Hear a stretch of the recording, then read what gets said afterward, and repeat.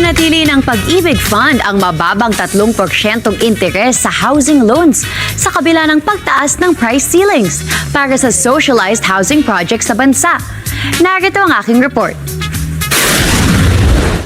Inaasahang makikinabang ang mga manggagawang Pilipino sa mas dekalidad na socialized housing matapos aprubahan ng pamahalaan ang mas mataas na price ceilings para sa mga subdivision at condominium project sa ilalim ng Expanded Pambansang Pabahay para sa Pilipino o Expanded 4PH program. Ayon sa Department of Human Settlements and Urban Development, layunin ng bagong price ceilings na iakma ang halaga ng mga proyekto sa kasalukuyang gastos sa construction upang makapagtayo ang mga developer ng mas ligtas at mas maayos na mga pabahay.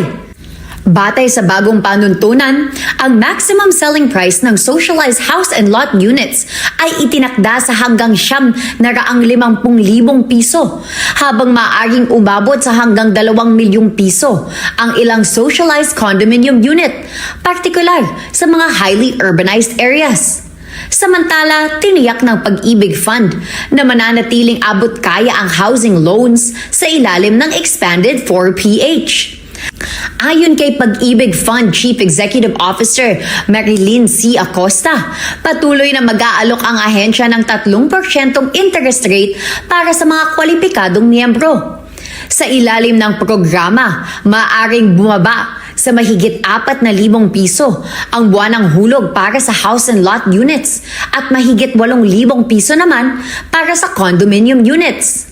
Patuloy namang hinihikayat ng Pag-ibig Fund ang mga kwalipikadong manggagawa na samantalahin ang Expanded 4PH program upang maisakatuparan ang pangarap na magkaroon ng sariling tahanan.